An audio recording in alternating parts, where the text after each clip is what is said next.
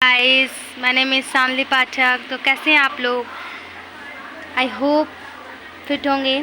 So today's topic is श्वासोच्छ्वास and श्वसन में आज हमें डिफरेंस देखना है, डिफरेंस फाइंड आउट करना है कि इसमें डिफरेंस होता क्या है। बेसिकली यहाँ पे मैंने 4 डिफरेंसेस लिखे हैं कि यहाँ पे इन दोनों में अंतर क्या है। तो फर्स्ट इज़ यह क्रिया कोशिकाओं के बाहर होती है एंड सेकेंड श्वसन में क्या है कि यह क्रिया कोशिका के भीतर होती है। ये तो थ्योरेटिकल यहाँ पे लिख दिया गया है, बट हम इसे समझेंगे इसका मतलब क्या होता है।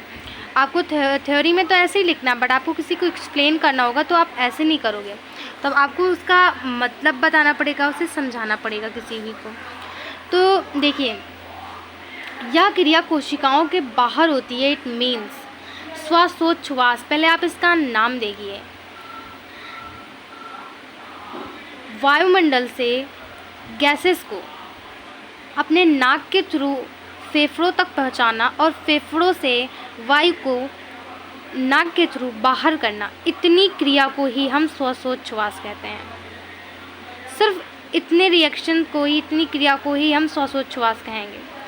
यानी कि इनहेल करना और एक्सहेल करना, वायु को ग्रहण करना और वायु को बाहर वायुमंडल में छोड़ना। इसके अलावा श्वासोच्छ्वास कुछ नहीं होता है। ओके, तो यह क्रिया कोशिकाओं के बाहर होती है। अब आपको हो गया होगा क्लियर कि कोशिका से कोई रिलेशन इसका है ही नहीं, क्योंकि ये कोई कोशिका में कोई कोशिका इसमें काम आ ही नहीं रही है। ये क्रिया कोशिका के बाहर ही हो रही है। हम वायु को नाक के थ्रू जो है अपने नोज़ के थ्रू इनहेल कर रहे हैं, उसके बाद नाक के थ्रू एक्सहेल कर दे रहे हैं। तो हमारा इनहेल एक्सहेल हो रहा है, इसमें कोई कोशिका का कोई वर्क आया नहीं सेल का। सो श्वासोच्छ्वास में आपको पहला टॉपिक ही क्लियर हो गया होगा।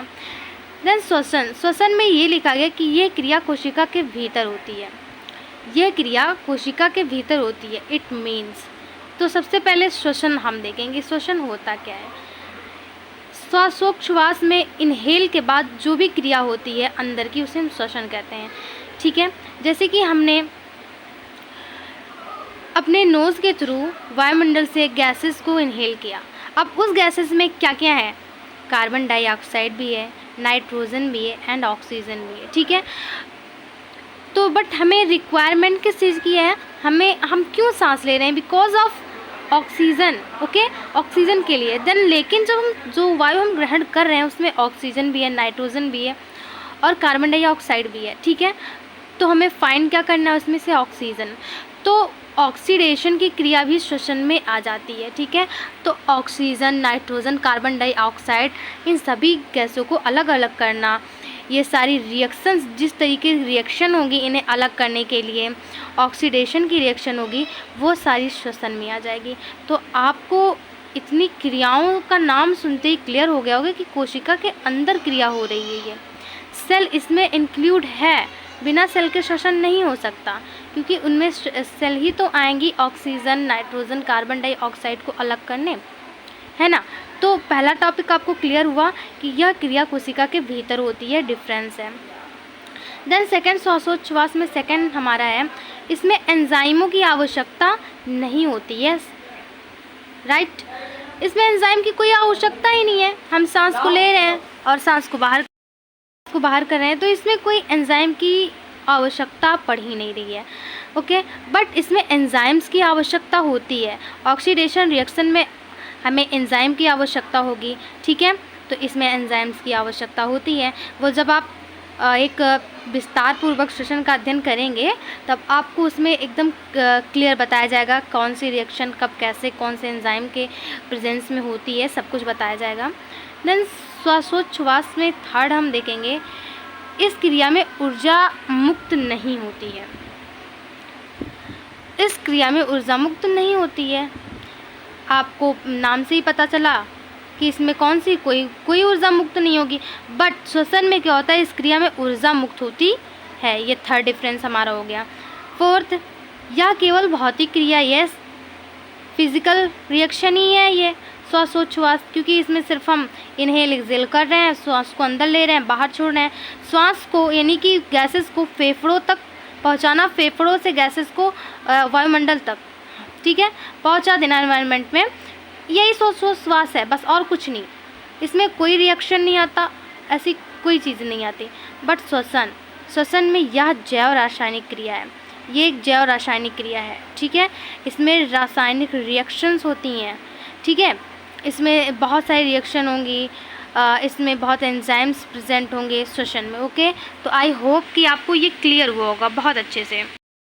ये हम ब्लड के बारे में भी थोड़ा सा बेसिक चीज़ें जो हैं वो जान लेते हैं, ब्लड, ओके। सो ब्लड, सबसे पहले ब्लड बना किन किन चीज़ों से होता है हम वो जानेंगे। तो इसमें 3 पार्ट्स होते हैं, ठीक है।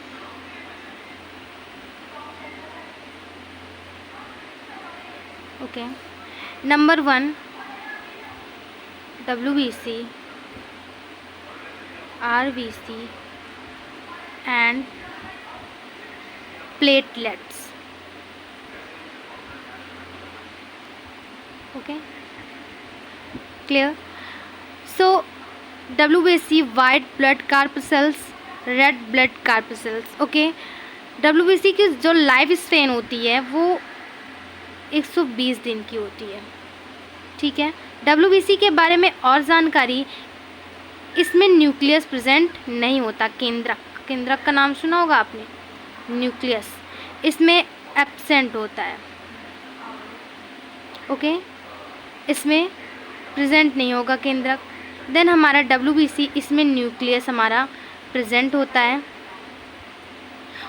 इसका कलर जो होता है रेड होता है बिकॉज ऑफ हीमोग्लोबिन। किसके कारण ब्लड का कलर रंग जो है रेड होता है? हीमोग्लोबिन के कारण, ओके। Haemoglobin, okay. हीमोग्लोबिन की बात करें तो हीमो मतलब हीमो यानी पिगमेंट है, पिगमेंट, ये हीमो का मतलब, ये पिगमेंट देता है पिंक कलर का, पिंक कलर का रंग जो है प्रोवाइड करता है। जो पिंक पिंक पिंक मिलकर सब रेड हो जाते हैं, इसलिए हमें रेड दिखता है। बट अगर आप माइक्रोस्कोपी लेवल पर ब्लड को देखेंगे तो वो पिंक दिखेगा, क्योंकि हीमो जो है वो पिगमेंट पिंक देता है, ओके। और ये ग्लोबिन जो है ये प्रोटीन है, क्या है? प्रोटीन है,